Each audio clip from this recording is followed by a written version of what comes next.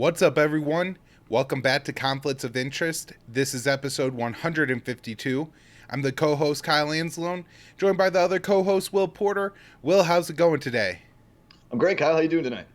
Doing pretty good. And Will, we got a ton of news to get through. This is going to be a show packed full of information. So, everybody, this is the show to hit the share button on. You can find it at the Libertarian Institute, libertarianinstitute.org/Kyle for a full archive of the show.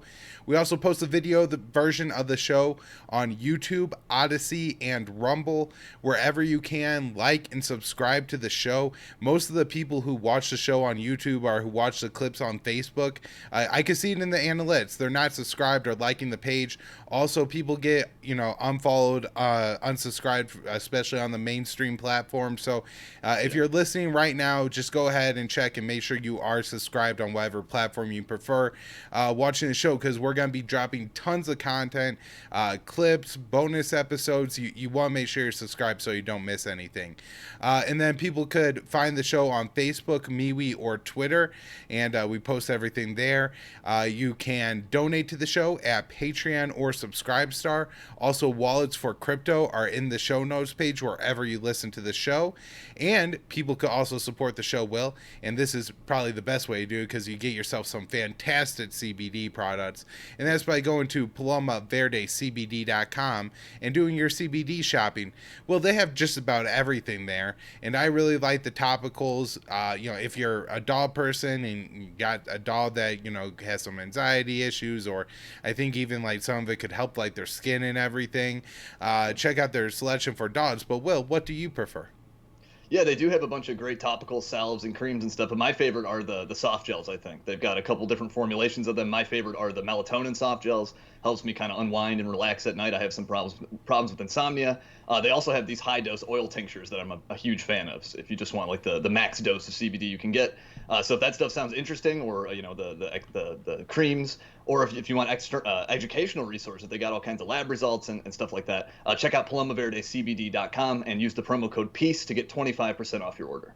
All right, well, let's get into it, and we're going to start off today with Afghanistan, which is where almost all the show's coverage has been in the past week. But in particular, I want to cover a statement made by, I believe, our National Security Advisor, Jake Sullivan, about the threat from ISIS Khorasan in Afghanistan. So, Will, tell us about this group and maybe their relationship with the Taliban and why they're maybe a particular threat right now. Yeah, sure. Yeah, I just wanted to mention that this is kind of a weird comment I think we got the other day from Jake Sullivan, the National Security Advisor. He was doing an NBC interview last week, and he was asked if he thinks that Afghanistan will become a quote-unquote hostage situation for U.S. citizens who are stranded there. And instead of answering that question, Sullivan suddenly starts talking about how the Pentagon is very concerned about a potential terrorist attack specifically from ISIS-K, like an attack in Afghanistan, he means. And, just to sort of throw that out there all of a sudden, I thought was a little bit strange. Like, U.S. officials have often played up this ISIS-K group as something that it's not, I think, as some kind of, international terrorist organization.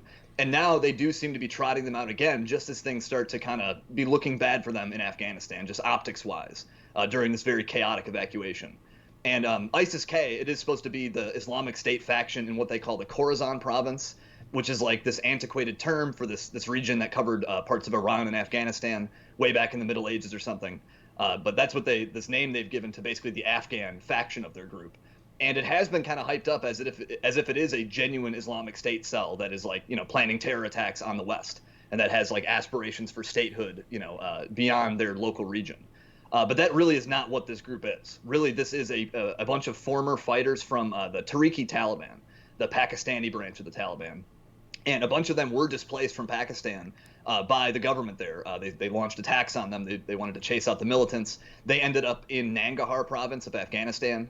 And around 2015, a bunch of these former Tehrik-i Taliban fighters rebranded themselves as a wing of the Islamic State. They were kind of cashing in on the name at the time. Because if you'll remember, around 2014, 2015, ISIS was still sort of the major militant group everyone was talking about. They had fairly recently at that point just taken all that territory in Iraq and Syria. They were still probably grabbing land at that point. And so, they kind of, cashed in on that name, I think. However, very much like the Afghan Taliban, the Tehrik-i Taliban guys aren't really known for launching foreign terrorist attacks. especially not in the West. They are very much concerned with like local Afghanistan, Pakistan issues. And it is kind of funny. This group, the U.S. has actually helped the Taliban fight against them. They are enemies. And Jake Sullivan himself did note that. He said that the Taliban are sworn enemies of ISIS-K. But the U.S. has actually flown air support for the Taliban when it gets into battles with these guys. And this happened enough that U.S. soldiers were jokingly calling themselves the Taliban's Air Force. So this was something that it wasn't just a one-off thing. This happened on quite a few occasions. But anyway, now they are suddenly bringing up this group again. I don't think we had really heard much about ISIS-K from like top-level cabinet officials in quite a while. And I will say, like, the idea that they might launch an attack in Afghanistan, that's not totally implausible. Like, that is at least within their sphere, of influence or whatever. And they have carried out terrorist attacks in Kabul in the past year. I believe they're the group that actually targeted the Hazara school. And I think it was a bunch of girls that got killed there. And Will, just the only other thing I'll note in all that was, I believe, as well as the Pakistani government, it was the U.S. drone war under Obama that helped to drive this group into Afghanistan from Pakistan. So, just a little bit more U.S. blowback at the root of all this. But go ahead. Yeah, absolutely, and you're right. Like they have launched attacks in Kabul before, so the idea that they would do that, it's not. I'm not saying that that's impossible or implausible. I just thought that the way that Sullivan kind of brought this up, it seemed like it was maybe meant as a distraction. Like when the question he was asked was sort of about the evacuations and how chaotic and badly planned that's gone, and so he just sort of deflected to this ISIS-K threat. And so I do wonder if maybe they will start trying to point, to the supposed threat from this group more and more. That is something I'll be watching for. But that is about all I had here. Can I just add, though, I think it's interesting that it doesn't seem like the administration is at all interested in capitalizing on the fact that you kind of have, even though ISIS-K, as you point out, isn't necessarily an international terrorist group, it is a group that has sworn allegiance to, I guess, the bad daddy. I don't know who would exactly be their allegiance now. And they could kind of play and say, like, look, obviously the Taliban are willing to play ball on these other Muslim groups. You know what I mean? It's not like they're simply just any militant Islamist like in the 1990s is going to necessarily find a safe home in Afghanistan. And they could maybe make that argument out of here, but I'm not seeing that from Jake Sullivan. So that's kind of interesting, because you think that would be good spin for the administration right now.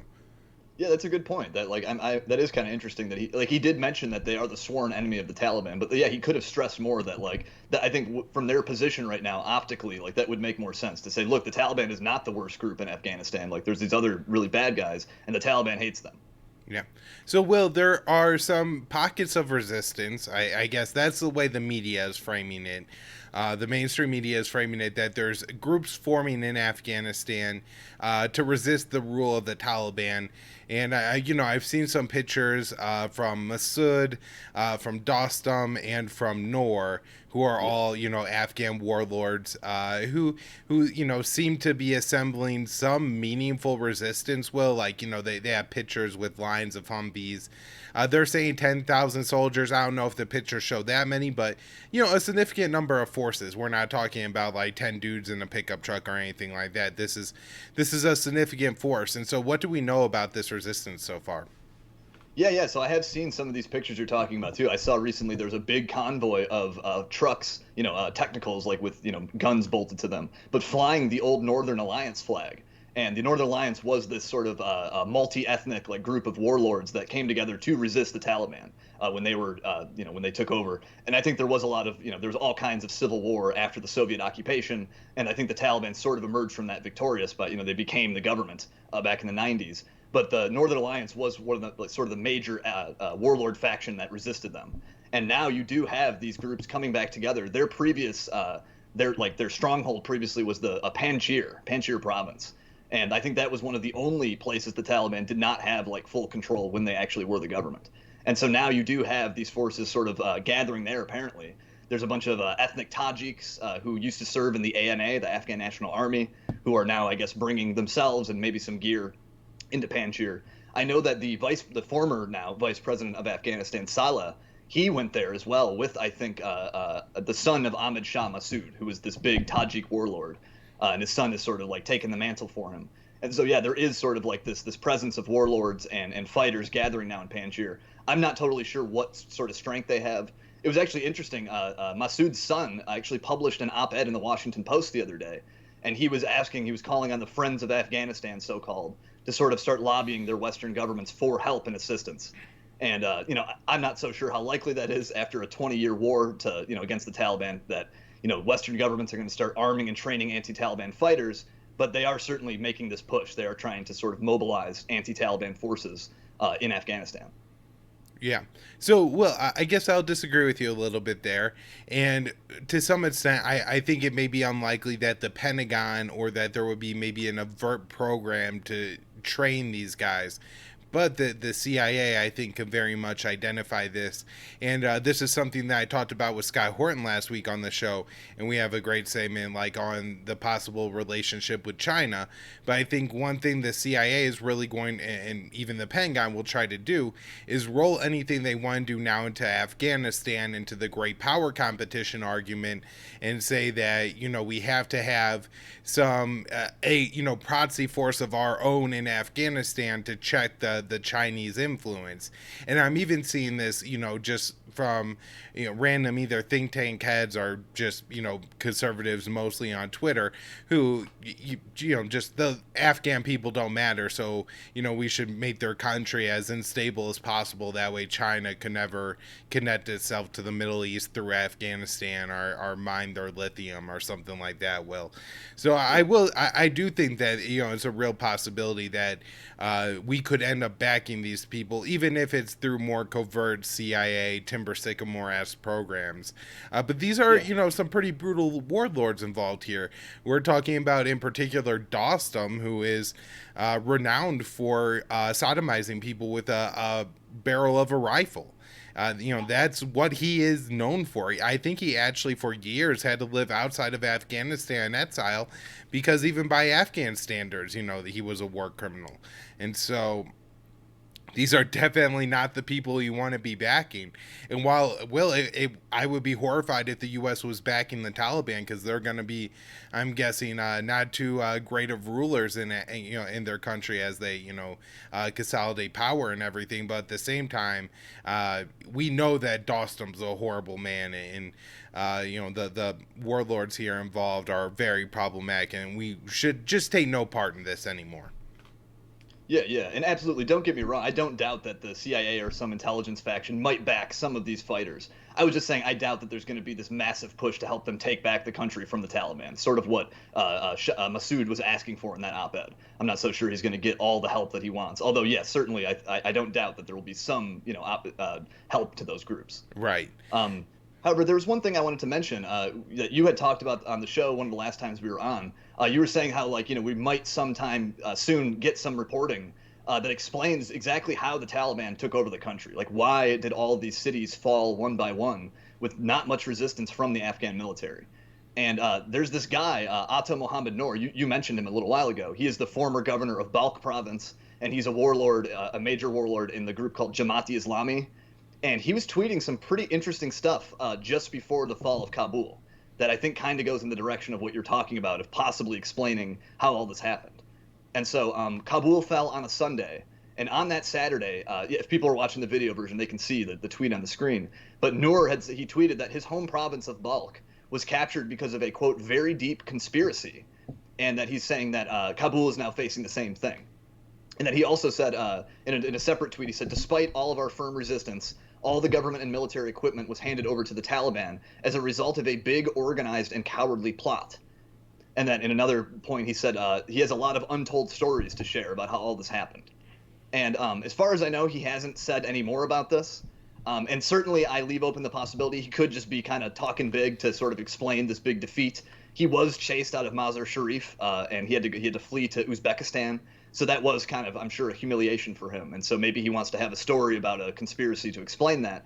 But I am certainly interested to hear more about what he's talking about here, about this supposedly big cowardly plot. I presume he means something about the Afghan military, that there was a plot to kind of just fold and hand over the cities without much resistance, which wouldn't seem that implausible given what happened. But sorry, Yeah, go ahead. and I'll add to that a little bit, Will, because I believe the day before this tweet was put out and the city fell, there's a big offensive by the Taliban at that time. They probably captured what between like 9 and 12 provincial capitals by that time, and this Yeah. was see they were kind of making it out that the Maraza-e Sharif was going to be one of the places that the Afghan government was really going to put up a fight, to the point where Yeah. the president of the country, Ghani, actually flew to the city that day, and I guess he was there with Dostum and Noor to rally some troops a little bit.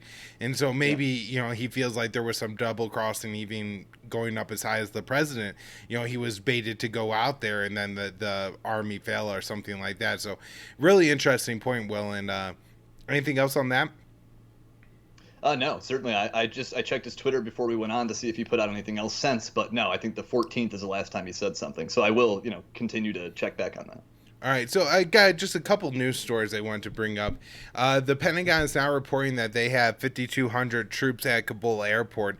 I think they've, kind of said they'll go up to 7,000, but it's exactly unclear of if all 7,000 will make it to Kabul, or if they're stationing them more in Kuwait or Qatar to do some processing. Now, Will, I've seen a variety of numbers on how many people have been evacuated from Afghanistan, and I think the Biden administration did something a little bit tricky today. So I just want to clarify to people. Prior to this weekend, the U.S. was reporting their own numbers for evacuation. They were reporting about 7,000 up until that time. However, NATO was reporting evacuating 18,000. Today, Biden gave a speech, and I think he said that the U.S. had evacuated about 26,000. And so rather than the U.S. evacuating 20,000 over the weekend, which seems well beyond their capacity, I believe Yeah. he's now rolling the total NATO coalition numbers and kind of claiming it as the U.S. number. And so it is worth noting that, that there are more people than just the U.S. is taking out. But if you see this number jump up, I think that is the cause of that. As far as it goes in Afghanistan, goods are entering the country again through multiple border crossings. I find this to be important, Will, because one of the big threats from the Biden administration in the past weeks leading up to the takeover of the country by the Taliban was, if the Taliban take over country by force, they're going to be isolated and their neighbors aren't going to deal with them. But here again, we see that isn't the case, and all these countries are more than willing to have open borders, not open borders, but open their borders, to trade with Afghanistan to allow that to happen. Interesting. I read this from Idris Ali, who's Reuters Pentagon reporter, does a nice job on these issues. He says that the Pentagon says 3 Chinooks were used to pick up 169 Americans on Thursday from a hotel nearby Kabul airport. And I thought this was interesting, well, because it's the first time, as far as I could tell, since the Taliban took control over Kabul, that U.S. soldiers had actually left in any way Kabul airport.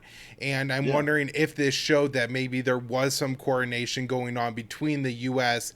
and the Taliban to evacuate these people, because I'm guessing from the statements that the Taliban had put out and the fact that they didn't make a big deal about this, that they were okay with it and probably aware that it was happening at the very least.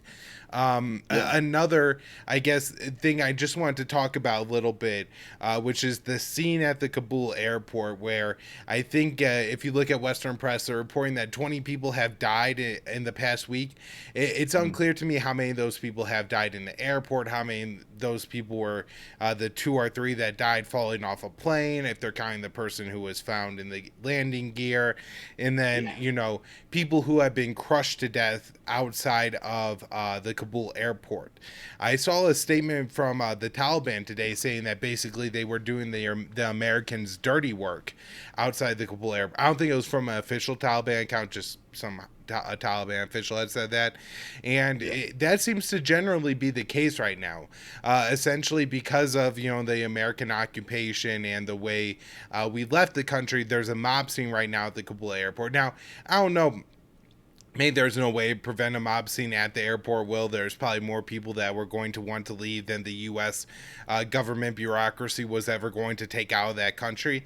And so it's very possible that in no way you could prevent the mob scene at the airport. But this really, while the Taliban are affecting the crowd control, if they weren't doing that, then it would be the Americans. And so while I feel like they're making a lot of, especially in the Western press, a lot of noise about the 7 or so many people who have been crushed to death or somehow killed outside the airport, it doesn't, at least from a lot of reporting, it doesn't seem like the Taliban are doing anything particularly terrible out there. It's just a matter of you have people who are desperately trying to get out of the country, and people get trampled to death when too many people are going for an exit. And I don't know if this is exactly what they're making it out to be, as like some brutal Taliban actions that are killing a bunch of people. So I just wanted to point all that out. And then the other thing going on is the U.S. has, I guess, enlisted 6 airlines. Most of them sounded American. United was a couple planes. Hawaiian Airlines had a couple planes. I think Qatari and Emirati Airlines are also involved. Now, it kind of seemed to me, from the statement I read from United Airlines, Will, that while they were maybe co-opted by the government to doing this, now they're like in it for the PR, and they're like, we're happy to do this to help the whole mission, everything like that. And I'm sure they'll either get paid very handsomely or a nice tax write-off for doing this. But it is interesting that they had, I think, 18 civilian planes are now going to fly these Afghan refugees, not from Afghanistan, I guess from whatever second country they're bringing them to, but it sounded at least a little bit like they co-opted some of these airlines into doing this again, although now they're all for it. Now, one of the things that I want to talk about, Will, when it comes to coverage of the Kabul airport, because we've talked about it and have been, I think, very and rightfully critical of the Biden administration for, I see only a way to see it is to really screw this thing up. We're now, like a week out from the 31st, the day they were supposed to get out, and they still are struggling to process all the Afghans. So it's not like by the 31st this would have been all wrapped up really nicely, and they just had expedited 2 weeks. And it's very obvious from the statements that they didn't have contingency plans for what they would do if the Taliban were knocking on the doors of Kabul while we still had like the Kabul embassy and the Kabul airport being so far away, and how they're going to handle that. So there's a lot of mistakes, a lot of red tape that seems to have gotten in the way. I think they just figured out how they're going to start processing all these Afghans. I think they're flying a ton of people out of the country that they don't actually know if they're going to qualify for the special visas. So I'm guessing they're going to have to fly a lot of people back. That's probably going to be a pretty ugly situation. Maybe people trying to flee and be migrants in other countries. I see Turkey stepping up border security, saying that it's going to be a real migration problem for them. There's all these issues that I think, had the Biden administration really, really tried to do this thing right, it could have been done a little bit cleaner. Not that it would have ever been perfect, but it would have been done cleaner, and maybe a few less people would have died. And I'm guessing that there wouldn't be weeds with tens of thousands of people standing up at the Kabul airport. These scenes of parents passing their babies over the wall to U.S. soldiers. I think a lot of that could have been avoided, and a lot less trauma inflicted on the Afghan people who haven't deserved this the whole time. But that being said, Will, the Hawks are absolutely unbelievable on this, and they're making it out to be that the only mistake America ever made in 20 years was leaving in a chaotic manner.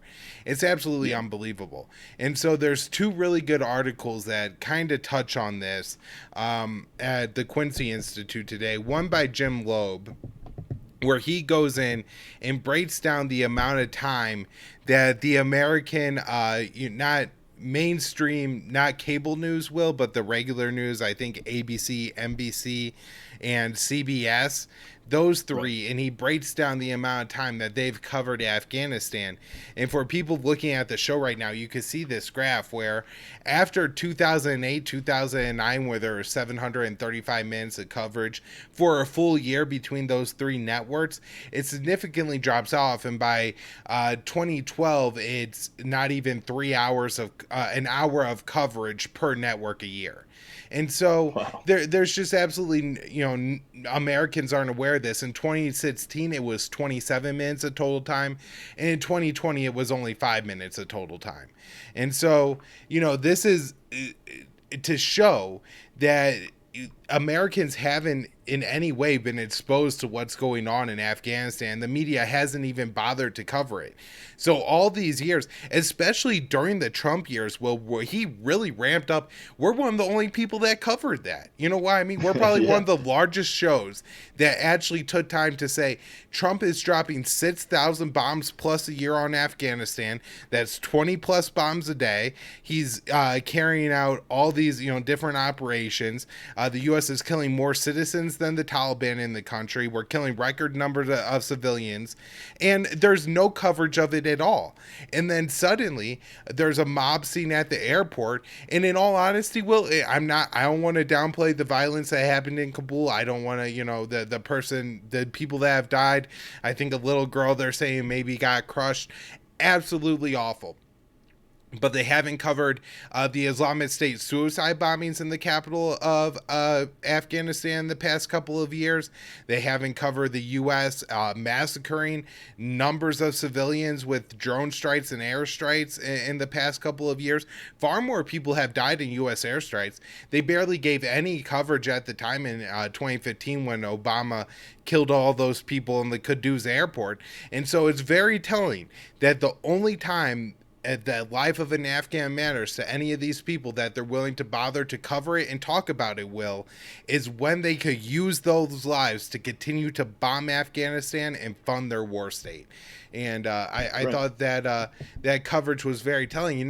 If there had been good coverage of all this, Will, and they had talked to the American people the whole time and explained that, yeah, we're drawing down and we only have 2,400 forces in Afghanistan, but we have to carry out 6,000 airstrikes a year to deter the Taliban advance. Then when Bill Kristol, the giant idiot, is out there going, oh, this is a low-cost war, we could do, a couple American casualties a year.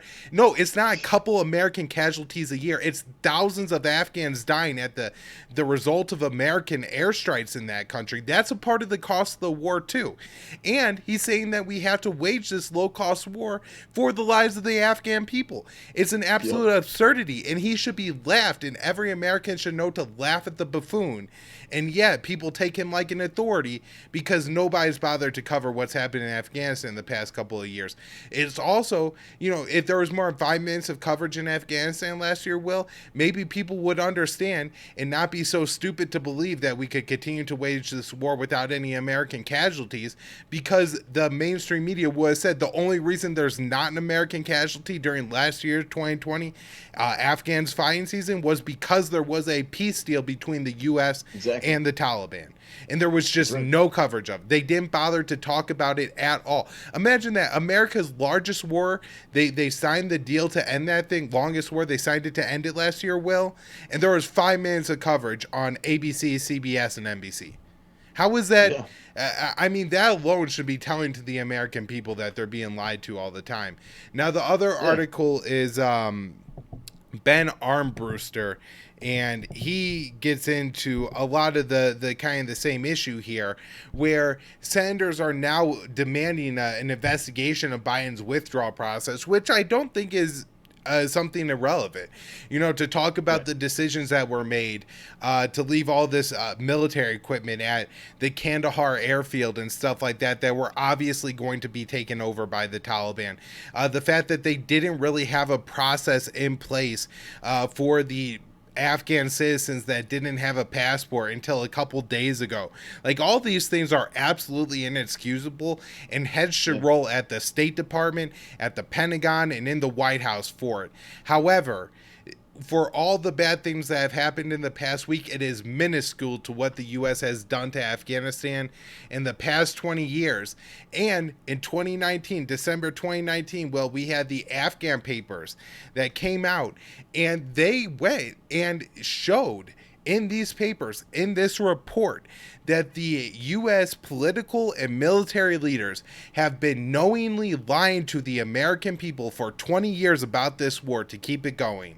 And there's no demand for he has the Google results shorts here, search here for their websites for Senator Reid, Senator Warner, and there's no search results at all for Afghanistan papers. And these are senators in key, congressional positions that could have the committee hearings and everything.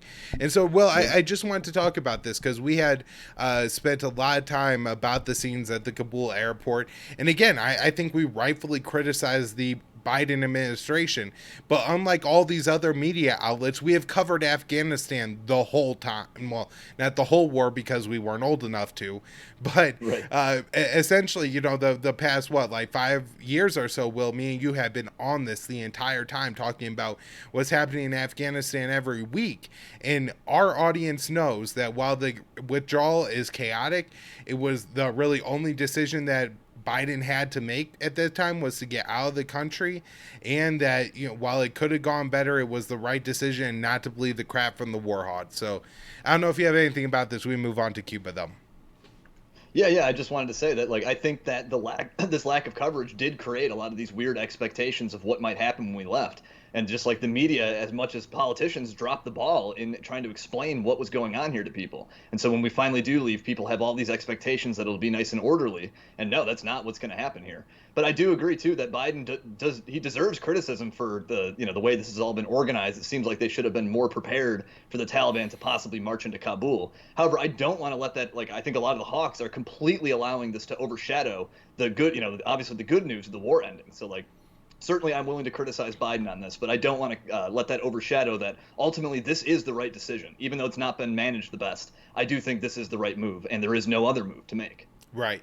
And what they're trying to do is craft a narrative that if you end a war as a president, it's going to be a political blow to you. And, even if 70% of Americans support ending the war, that people could be, turned against the president. Even a president that's got as, soft hands and gentle hands from the press as Biden has, suddenly today at his press conference, well, I don't know if you caught this, I think it was a CBS reporter that cited a poll to Biden saying that a majority of people didn't think he had the mental capacity to be president or something like this.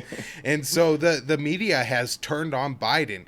And it's very interesting because the only time they were kind to Trump, Will, this is when he bombed Syria. And so right, presidential. Right. And now you have Biden where the only time they criticize him for anything at all, for all of his mistakes and blunders, and last week saying we didn't have troops in Syria, or the time he said that Iran wasn't able to enrich uranium, or any of the ridiculous COVID measures. No criticism whatsoever, but trying to leave Afghanistan is what they will blast him for. But Will, I want to ask you about Cuba here, where sure. How is this the case where we have President Biden now, who again was supposed to be the third term of Obama, and he's looking like the second term of Donald Trump on another issue? Yeah. So we have, I don't have a whole lot on this, but I do want to mention we did slap in the last couple of weeks 2 more layers of sanctions on Cuba, this time on a handful of officials in both the Interior Ministry and their military. And I know a few weeks ago we did talk about when they sanctioned Cuba's National Police Force, and then prior to that they also sanctioned the defense minister. And at the time, Biden did say that there would be more in the future, so I guess he is now making good on that. And all these sanctions are related to this big round of protests that broke out there last month. We talked about that quite a bit, as well as a lot of the very bad media coverage of that. And the sanctions are in response to the government's sort of crackdown on those protests. And as far as I understand, there has been some of that, people being disappeared and some arbitrary arrests being made in relation to those protests. But of course, these penalties, the U.S. sanctions, mean almost nothing. Cuba is right now already under pretty much full blockade. So these are fairly symbolic actions. But I do think this is a nice example of Horton's law. It's Scott Horton's thing where he says that you can always take politicians' worst promises to the bank. Because as you sort of hinted at, Biden had promised to be sort of the return to the Obama-era policy that had eased the embargo and the blockade. However, now he's also promised to impose more sanctions. And which promise do you think he made good on? Of course, he went through with the sanctions, and he's not scaling back the blockade. So there you go. There's Horton's law in action. But that is pretty much all I had on the sanctions. There's 2 more rounds of them. They're mostly symbolic. They are related to the government's response to the protests. And it does seem the administration is ramping up sort of a pressure campaign. I don't know if you'd call it a maximum pressure campaign, but maybe a medium pressure or something. It's totally unclear what they hope to accomplish with any of this. If you listen to Biden when he speaks about Cuba, he speaks almost exclusively in platitudes about just like, helping the little guy and freedom must prevail and all this kind of stuff. I don't see much substance to the policy or what they hope to accomplish. However, it could just be that they like the optics of like, we're standing up for the little guy. So maybe that is sort of the main goal here more than anything else. I would say the main goal is probably votes in Florida, and this one will. As you say, Yeah, it's probably not going to have any big impact on the Cuban people versus all the other U.S. economic warfare we already have going on against that country. But it is telling that this would be an opportunity for the U.S. to move towards detente with Cuba, to open up trade. The Cuban government, while brutal and repressive, has allowed for more small business in recent years. And I believe it when Obama opened up, there was actually a lot of small business that opened up around U.S. tourism that I'm guessing has now probably gone under with the U.S. sanctions and everything. So that's really something to consider, is that the entrepreneurials, people in Cuba, the people who kind of have that spirit, who want to go out and open up business, are kind of being taught by the United States that maybe you shouldn't do that because our policy is pretty erratic, and since Cuba's a small island off the coast of Florida and the U.S. is the world empire, we have a lot of control over what happens in that country. Right. All right, well, let's move on and get into some news in the United States. The COVID mandates, mask mandates, talking vaccine mandates, all this kind of stuff is getting ramped up. For a little bit, it seemed like, maybe in the spring, we had kind of worked against and maybe won some victory against vaccine passports, to the point where, especially last year, but even early this year, it was called conspiracy theory to say that these things were coming. But now more and more jobs are requiring it. The state of New York, our city of New York City, is requiring it. So let's just, we got tons of different mandates to get into here, but start with masks. Yeah, sure. So like there's quite a few things related to COVID in the last few weeks, I think, that are worth hitting on here. We have touched, I think, on the whole Delta variant craze. I think we hit on that a couple shows ago. And I had mentioned previously how all these places are bringing back sort of mask mandates and other restrictions because of this new COVID mutation. This is also all being driven by this revised guidance from the CDC that they put out last month, where they kind of flip-flopped. They had previously said that people indoors who are fully vaccinated don't need to be wearing masks. However, they flip-flopped last month and said that actually, no, we all have to be wearing masks inside again, even the fully vaccinated. And actually, I'll get to this in a minute, but the definition of what fully vaccinated even means is about to change, or it has changed. However, with the trend with the new mandates and the restrictions has definitely continued since this whole Delta variant thing has kicked off. I honestly can't even keep up with all of the states and cities and counties that have reintroduced or tightened some of these rules. People watching the video version, they can read that New Yorker or that New York Magazine piece. They do get into some of the localities because it's on all different levels. It's state, city, and county. But they are popping up all over the place again. All kinds of stuff in public schools now that's being debated, and as well as on the federal level. And because the feds had previously not mandated very much throughout the pandemic, but since this whole Delta variant thing has kicked off, the feds are now doing quite a bit. Like, for example, there's been a few smaller things. Like recently, the White House just extended this federal mask mandate for public transportation. But the White House is also starting to do some fairly radical stuff. It's definitely escalated even just in the last week.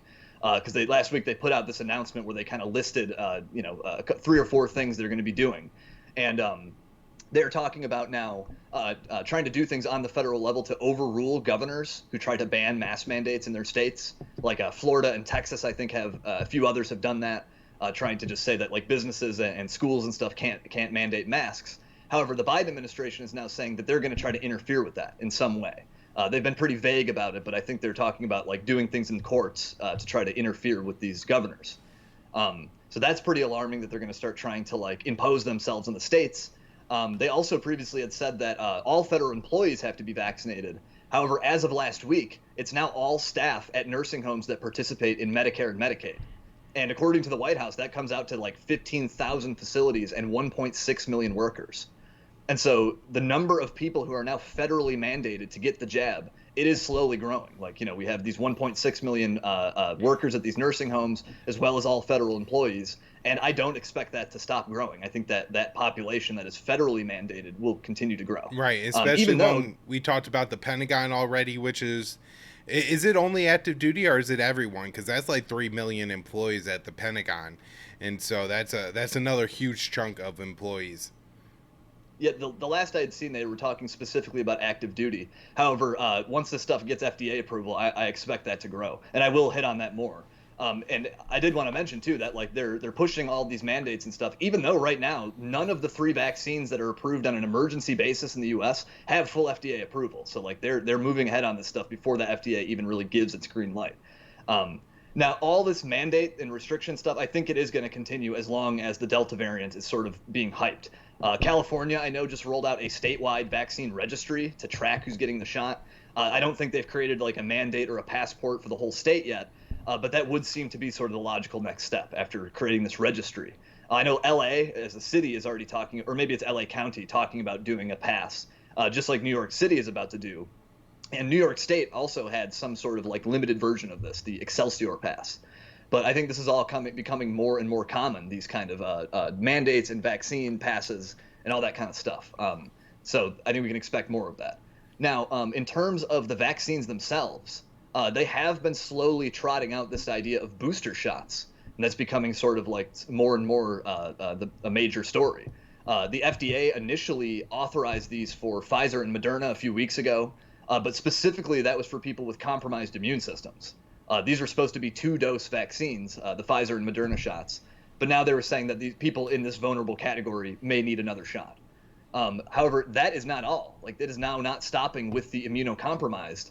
Because last week, the FDA, the CDC, the Department of Health and Human Services, all the major health agencies came out with this joint statement saying that the COVID vaccines are losing effectiveness against the Delta variant. So they're now saying, before it was just the immunocompromised, now they say it's all adults who are going to need booster shots. So the FDA hasn't even cleared that part yet either, like the universal 3rd doses, let alone the vaccines themselves. But the White House is now already telling us this is a done deal. Biden made this big announcement last week saying that every fully vaccinated adult needs to get another shot within 8 months of their 2nd dose. So that's what I meant when I said the definition of fully vaccinated is now changing. Previously, to be fully vaccinated meant having 2 shots. Now they're saying 3 shots is the full thing. But who knows at this point? Like the CEO of Pfizer, Albert Bourla, has talked about the possibility of yearly booster shots from here on out. So, like sort of like they do with the flu. And so this could, like, who knows where the logical endpoint of this all is, of what it will mean to be fully vaccinated, 8 months from now. And of course, this is huge money for these big pharma firms. Like just between Pfizer and Moderna, the 2 major producers in the U.S., they're expected to sell $50 billion in vaccines this year alone. And that's not even accounting for all the booster shots they're about to start selling. So the media doesn't really talk about this too much, but there's a very clear financial incentive for these companies to be, pushing this stuff to sort of, I'm not necessarily saying they're doctoring their data, but to sort of make their data look like this is very necessary. Right. Just to put a number on it, Will, this is from Reuters, right? So I'm going from mainstream sources right here. They say Pfizer and Moderna together expect roughly 50 billion of vaccine sales this year, assuming generously that half the people who receive 2 doses this year get an additional shot next year. If the price is the same, it's roughly an extra 25% in this year's revenue, or 12.5 billion split between them. And so this isn't like we're not talking about a few $1 million here, Will. This is billions of dollars. This is the kind of money that people lie over. I'm not saying that people are lying. I'm just saying that when you put this kind of money in front of people, they tell lies. Yeah, like that is the way that incentives would go at the very least. Like that's what I said too. Like I don't have any evidence that Pfizer has doctored its data or something, but they would certainly have the interest to make this the best case they can for these booster shots. And actually the Pfizer, like the FDA has not even approved the 3rd doses yet. Like they say they're looking at it. Pfizer only recently just sent in their initial trial data for this, but they're already saying that they think the White House has already kind of moved ahead on this. Now in terms of full FDA approval, more recently there have been some reports that the FDA is right about to give full authorization to the Pfizer shot. So that I think is very likely that will happen soon, like within the next week or so, is what these reports are saying. Because like I said, right now, all three vaccines that are used in the U.S., Pfizer, Moderna, and Johnson & Johnson, they're only approved on an emergency basis only. However, the full approval, I think, is very likely to bring all kinds of new mandates. Like we already have a bunch of hospital systems and universities saying that they will require vaccinations as soon as the FDA gives the green light. You mentioned the U.S. military. It's at least active duty troops, but it might be all the staff. And that certainly won't be all. I think there's a lot of like public and private bodies who will move ahead with these mandates. So unfortunately, I will think this will bring about a whole new wave of restrictions when they get the full authorization. Now, I do have one more angle to hit on the COVID stuff, but if there's anything you wanted to mention, I'll let you jump in. No, go ahead. Okay, sure. So we now also have the national security state trying to label people who are skeptical about lockdowns and other, COVID mandates, which, like I said, I think more are coming. They're trying to label these people as domestic terrorists and extremists. And, we've kind of hit on this whole push against so-called domestic extremism on the show a lot. And they did already kind of have this angle with the whole Gretchen Whitmer kidnapping plot, the Michigan governor, which we'll have more to say about in a second here. But a big part of that story was that the guys were angry about Michigan's lockdowns, and that's what motivated this so-called kidnapping thing. So this connection has been made before. But earlier this month, the Department of Homeland Security put out this bulletin, this like security bulletin, explicitly warning that people might start launching terrorist attacks in response to new like lockdowns and restrictions. And they're saying that conspiracy theories and perceptions, quote unquote, of government restrictions are like fueling some terrorist threat. And I thought it was a pretty weird way for them to phrase it, saying perceptions of restrictions, like as if these aren't real, as if they're delusions or something, even though we've had some of the most draconian restrictions from our government officials in the last year and a half. But there's just perceptions of them is what's driving this. But nonetheless, I think this domestic terrorism stuff is slowly being merged with like the COVID skepticism. And I do find that pretty alarming.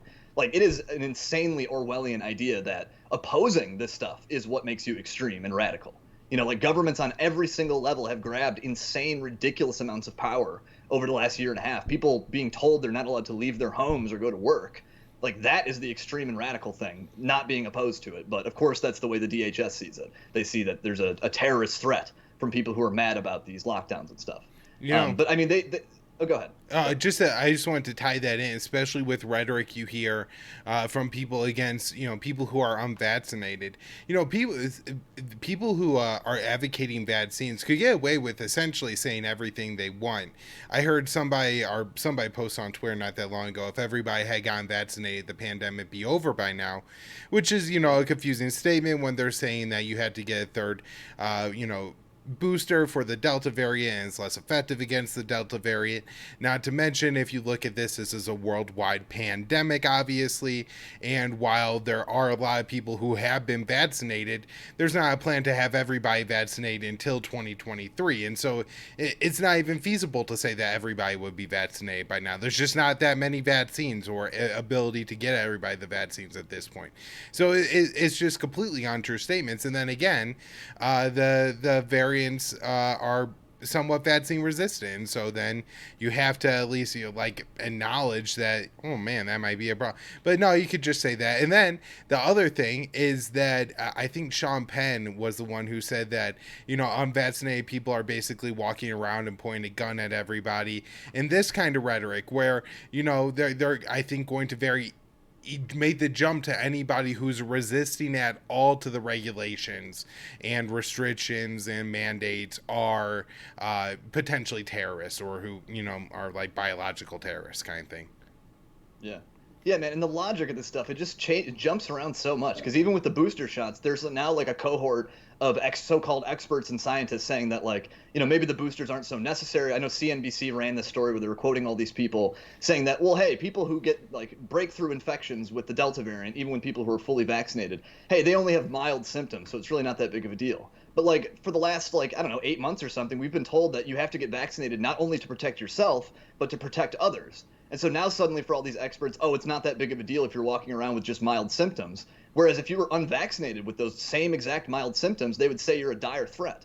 And so the logic just, it constantly shifts around. They can never keep their argument still for more than an hour or something. It seems very arbitrary.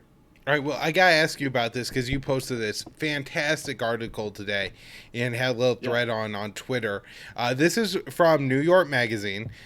So Yeah. before anybody tries to report and get this video taken down, we're citing a Right. Not the New mainstream York source Post. here. Yeah, the science of masking kids at school remains uncertain. So what was it saying in this article? Yeah, so this is a very fascinating story where the guy kind of just goes and runs through a lot of like the science and studies that have been cited by the CDC itself to sort of justify why children, should be wearing masks in schools.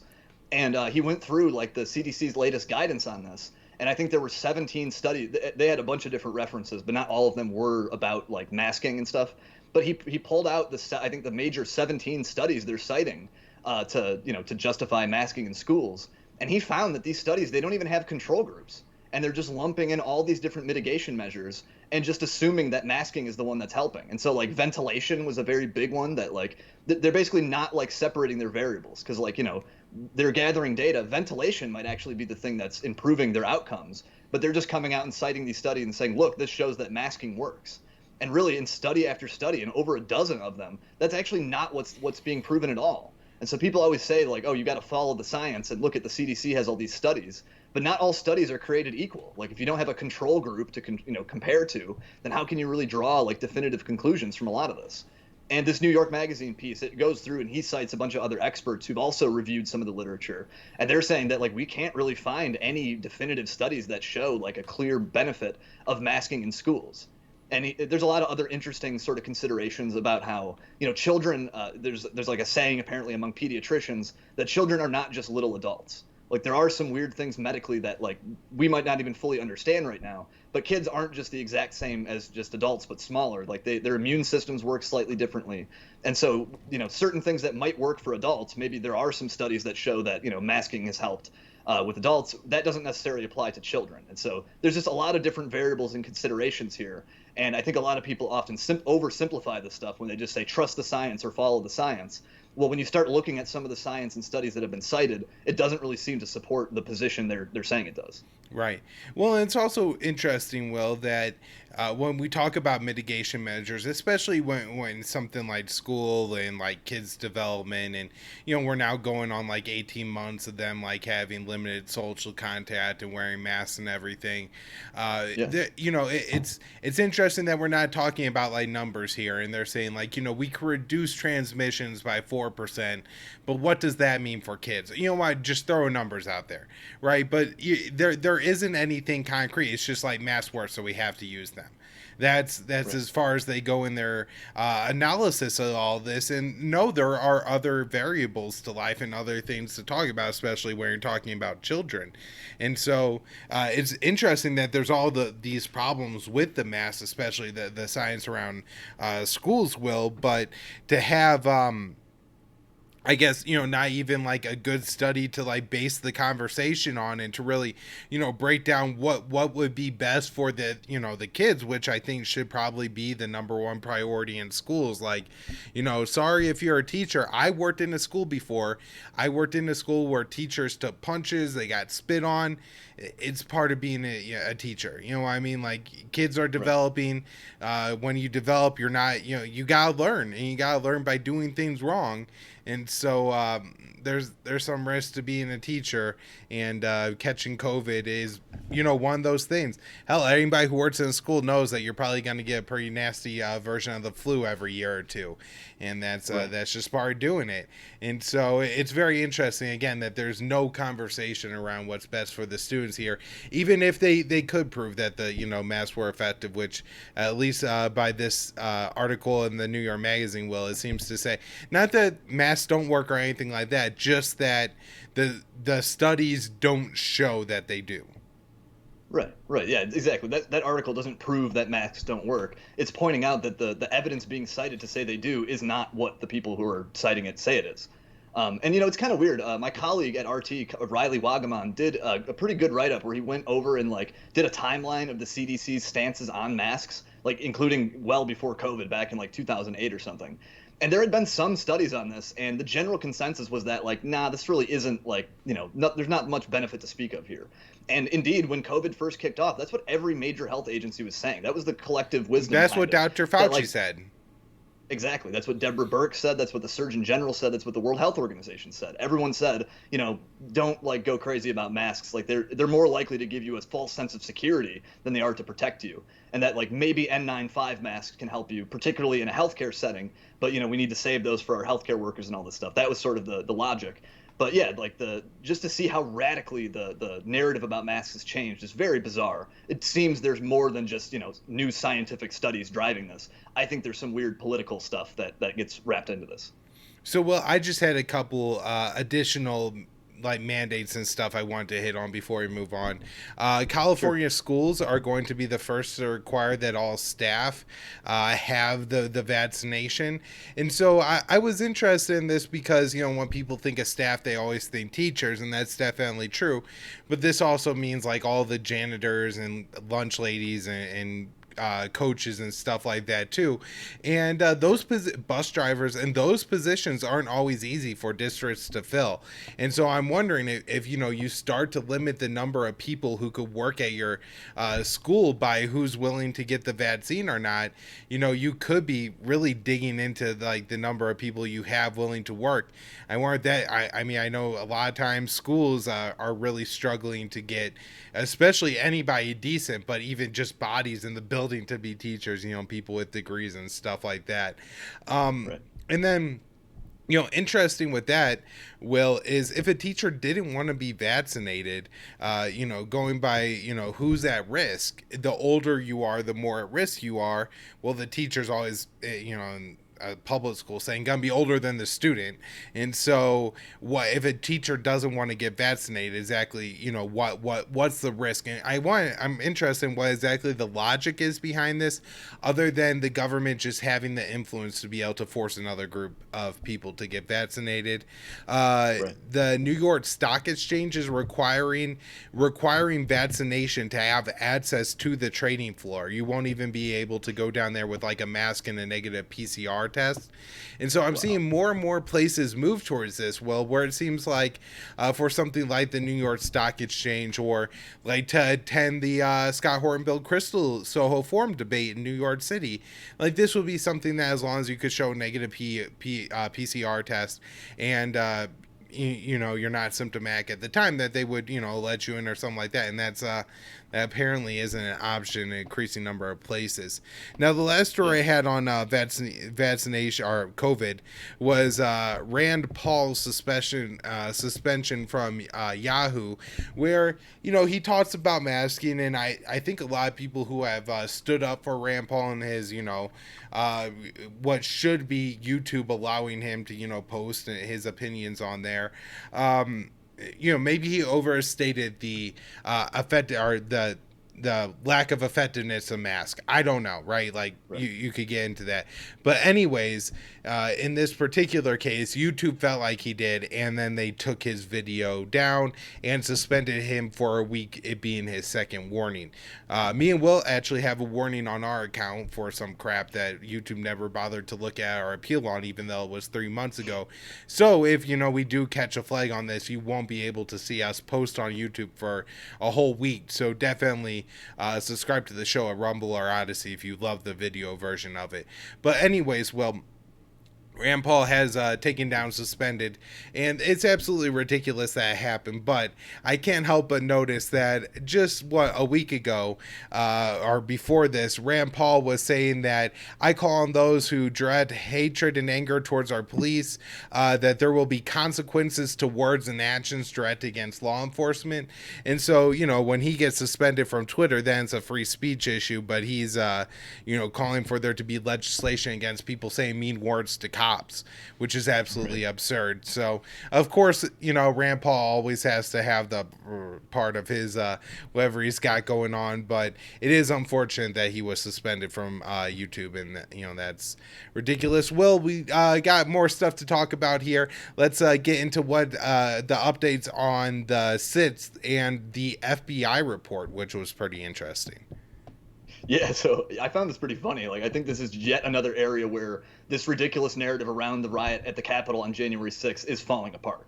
We've had quite a bit of just like completely false reporting on this. There was the cop, Brian Sicknick, who was allegedly bludgeoned to death by a Trump Nazi, Taliban, terrorist, fascist, whatever, however many insults you can string together, when really his death was ultimately ruled from natural causes. He had no head trauma. There was no reason to believe he was beaten to death. Reporting was completely wrong, but that claim floated around for weeks. And in fact, people probably still believe it to this day. Like, you probably can still encounter random progressives on Twitter who think this cop was beaten to death. We had the zip ties guy who was seen with these plastic cuffs in his hands in the Capitol. He was touted as proof that this was some kind of organized plot to kidnap politicians and, I don't know, I guess execute them or something, or try them for treason. I don't know what their plan was supposed to be, but he was touted as evidence of that. That guy actually had picked up the zip ties inside the building, though. He didn't bring them in there. They belonged to the police, and he just found them.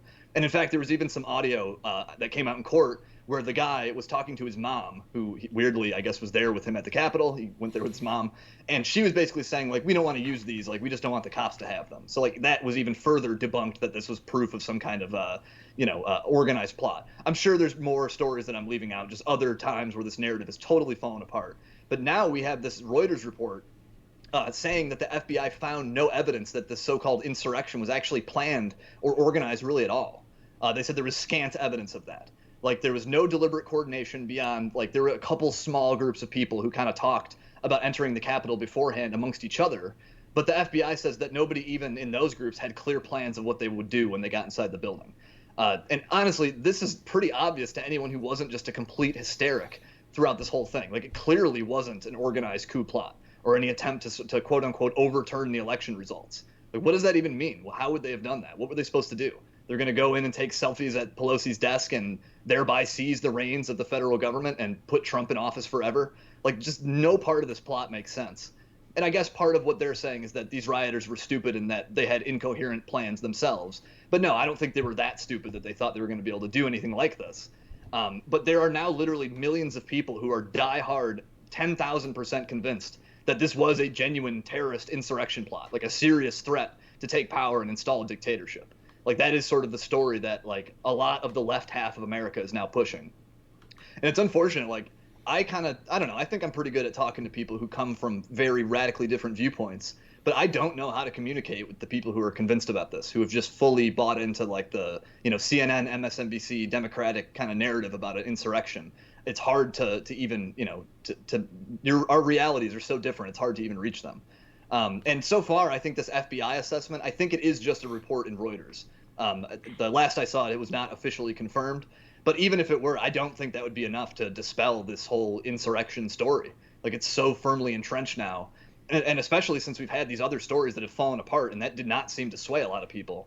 So unfortunately, it does seem like we are stuck with this narrative for some time to come, that this is going to be used to define and frame political issues in our country for probably years now to come. Yeah, that's a great point, Will. And I've had the same thing where even people who would agree, like, on foreign policy issues or something like that, for whatever reason, are diehard in belief that this was a coup attempt. Now, Will, it's interesting because I've never seen a coup attempt where all the coup plotters were home by dinner and had given up, but that was more or less the case. I mean, this thing did end in the afternoon. It's not like they went all night. Biden's nomination was confirmed later that day. In fact, if anything, this took wind out of the sails of, the people arguing and trying to put up a protest against Biden's confirmation. A lot of the congressmen who are going to, make arguments on the House or the Senate floor or whatever, decided not to do that because of, these events. And so it just wasn't a coup. What's funny, Will, there's some lady on Twitter who's like a never Trump Democrat strategist or whatever, and a week ago she was tweeting out that, don't you remember the coup on the 6th? And then this week she's tweeting out, it's so obvious that Trump set a booby trap for Biden with his Taliban deal. And so, which one is it, Will? Was this a long con plot, and trap to, for the Democrat president? Or was he trying a coup to what? Get himself in his own Afghan booby trap? Like, lady, you gotta make up your mind on what he was going for here. But there's so much of like that level of hysterics. And here you have a report from the FBI under the Biden administration. There's no reason to think that they would have not found evidence, like the Mueller report. If there was evidence there, they were looking for it. They were going to find it, and they just didn't find it because it doesn't exist. You know, Yep. for people who saw the videos and everything that happened on the set, certainly there were some ugly scenes. You know, people were beating up cops. Cops were beating up people. People broke down some windows. That A kind of woman stuff. got shot to death. Yeah, Ashley Babbitt got shot, but that was the end of it. You know, once Ashley Babbitt got shot, people left. That's not the way Yeah. coups go.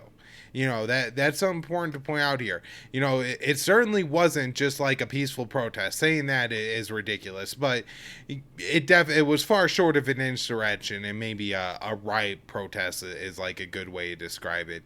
Um, Right. so one of the things, Will, that's really interesting about all this is how just the Justice Department has gone after anybody who was there. And this, in a sense, hasn't surprised me. I kind of thought that, you know, government was vindictive and would do stuff like this. But at the same time, it's getting to the level of absurdity now with the number of people who simply entered the Capitol and walked around. And, you know, there's definitely videos of police allowing people into the Capitol, right? And so that's 100%. Yeah. problematic. Also, there's people that I'm sure got it, didn't see like the door broken into or something like that, and so by the time they're walking in, they're just walking into the door. And as long as you're not doing anything violent in there, like if you're like desecrating something, all right, then you're gonna get charged. I get it. But if you're not doing that, then it's hard to see like what the people who didn't like break down the doors, didn't get the assault the cops, are actually being tried for here. But there's this guy who works for InfoWars or at least did as a reporter, Owen Schroyer, and somebody narked on him to the feds because they knew he was at the rally and everything and was on the stage with Alex Jones, but apparently he was on the steps on the east side of the Capitol, and as best I could tell, this is outside. This isn't inside the Capitol building, Will. And there were tons of people outside that day, but he has now been charged for being there. One thing I will say about this is he apparently had his court date on Friday and didn't show up for whatever reason. I think the charges were announced pretty recently. So, but anyways, after he didn't show up, there was a bench warrant, or there was not a bench warrant issue, which almost always happens when you don't show up to a court hearing, and they rescheduled it for September 23rd, a month from now. And so for that reason, it didn't sound like maybe the government and the prosecution or somebody involved on the government side wasn't interested in taking this particular charge too seriously, it seems. But all the same, very disturbing. I mean, this guy does work for a media outlet, and he was just standing there, as best I could tell, wasn't like trying to break down a door or anything like that. And so this charge is pretty disturbing. Well, if you're on the wrong side of things and in the wrong place, they're going to charge you. Yeah, it's weird. I have seen footage of Alex Jones that day and like begging people to stop, saying like, we think the election's rigged, but don't do this. This ain't the way to do it. So like, if anything, it seemed like the InfoWars guys were not super encouraging people to go and do this. Yeah. Well, they probably know like what Fed actions are, which gets us to our next subject. Will, this is definitely a follow-up story for us. We've been talking about this one since the very beginning, and just like this, it's where we didn't buy into the massive hysteria about this being an insurrection and a coup right away. On this one, Will, we said, what, this stinks of a government entrapment plot, and boy, do the facts keep coming out, pointing us more and more in the right direction. So what's happening here? Yeah. So I don't think there's a whole lot to this story, but it is, I think, a very important update in this whole Michigan governor kidnapping case. I think the last time we talked about it, we got into how this plot was very heavily infiltrated by FBI agents and confidential informants. There was at least 12 of them in total in this plot. And some of these guys, these informants, were playing very important roles in the plot. They were helping to organize meetings. They were transporting people. They were coming up with or encouraging some of the more wacky ideas, like getting explosives to blow up a bridge. The undercovers were pushing a lot of that stuff. Can I just add too, because I think this is important. Sure. They were paying for people's travel expenses to some of these meetings, and also like paying to repair people's cars and food and stuff like that. And so, your buddy calls you and says, "Hey, dude, like if you want to come out of town and hang out and shoot guns with us this weekend, I'll pay for your hotel room and food and travel." That sounds a whole lot different than, "Hey, Will, why don't you come because we're gonna plot to do this crazy thing." Right, right. It's very different kind of vibe there. But that is, yeah, what a lot of these undercovers were doing, kind of helping to like recruit and organize people into this thing. And we did, I think, also the last time we talked about this, we mentioned this informant who's been identified only as Dan by the FBI. I think sometimes they call him the Iraq War veteran, or that's what the like BuzzFeed's reporting had referred to him as. But this guy ended up becoming basically like the number two in the group of alleged kidnapping plotters. In their, I think they call themselves the Wolverine Watchmen, their stupid little militia group. And this guy, this Dan guy, has been paid tens of thousands of dollars by the FBI. We went over all the different payments he's been given, and I think they bought him a car. And this Dan guy was definitely the main informant in all this group, in this kidnapping plot. And he did all kinds of stuff to actually advance the plot, including helping to recruit people and all that. However, we now have these text messages between Dan and one of the FBI agents that was handling him. And it came out in court recently. One of the defense attorneys for one of these alleged kidnappers demanded that they hand over all of the communications with the undercovers. And apparently Dan had told the agent that somebody in the group suspected him of being an informant. And that he said, but some other guy had vouched for him. And so the FBI agent, this guy Henrik Impola, tells Dan, quote, the best thing to do is to deny and accuse somebody else, like Trent. And that's referring to another person in the group who actually I don't believe was really involved. I don't think he was actually charged for anything in this. But the FBI agent then also reminds Dan to delete the text messages, which I guess he never did because we are now seeing them now. So wait, sure Will, I think that's really important and really disturbing, right? So, this guy is trying to get these guys to do all this crazy stuff, right? Kidnap the governor of Michigan. And somebody says, hey, man, this sounds like something a Fed would tell us to do. And rather than, maybe be like, just like disappear from the group or something like that, and or like shut up and like add less provocative or something like that, he turns it on somebody who's actually not as involved in the plot, maybe less for it. That's got to really alter the group dynamics too, right? So now not only are you encouraging people to do a violent act, the people who are less involved or possibly against it, you're exiling them, you're like pushing them out of the group. That's crazy. Right. Yeah, 100%. And so, like, now the defense attorney that had gotten these documents, he's saying this discredits the FBI's investigation. That, like, there's documented proof now that not only did they direct one of their informants to, like, destroy evidence of, possible wrongdoing in this whole plot, but also to try to accuse basically some random guy of being a government agent. And, like, the defense attorney had mentioned that, like, some of the guys in this group were a little bit unhinged and may have tried to retaliate violently against this dude if they thought he was working for the feds. And so the FBI is just freely telling the guy just to, like, put this guy in danger by giving the perception that, he's a government informant. And so, this is, I think, a pretty big deal. It does kind of just show you, like, the tenor of, how the FBI did this investigation and did this sting. I'm not sure the text on its own is going to be enough for an entrapment defense, but definitely I think it is another step in that direction. Like, the technical legal standards aside, there's all kinds of shady stuff happening in this plot. Like, without the FBI agents and the informants sort of poking and prodding this thing along, it's not so obvious to me that anything would have happened here. Like, a lot of the guys who were caught up in this kind of strike me as goofballs. Like, they like to dress up in their gear and go role play and do their training in a field somewhere, but they weren't maybe serious militants. Short of being, prodded and encouraged by these government informants. But that's pretty much all I have here. That, there is this one text in particular that really kind of shows how the FBI operated throughout this case. Right. And unfortunately, I'm worried that these guys are going to get steamrolled, or they're going to, get them to start to turn over and just, bust one guy. I think who they say, Mr. Fotz is the guy who's like the one I think they're trying to pin everything on. And so maybe they'll get everybody else to just roll over and pin on him. But, the reason that me and you but suspected that this was the case from the very start. I mean, as soon as this was reported, me and you, the first conversation we had about this was suspect an FBI entrapment. And it wasn't because me and Will are like, oh, there's no such thing as a white supremacist ever, and it's impossible for anybody to ever want to do anything if they're white or anything. Why that's what, the liberals want to make it out as.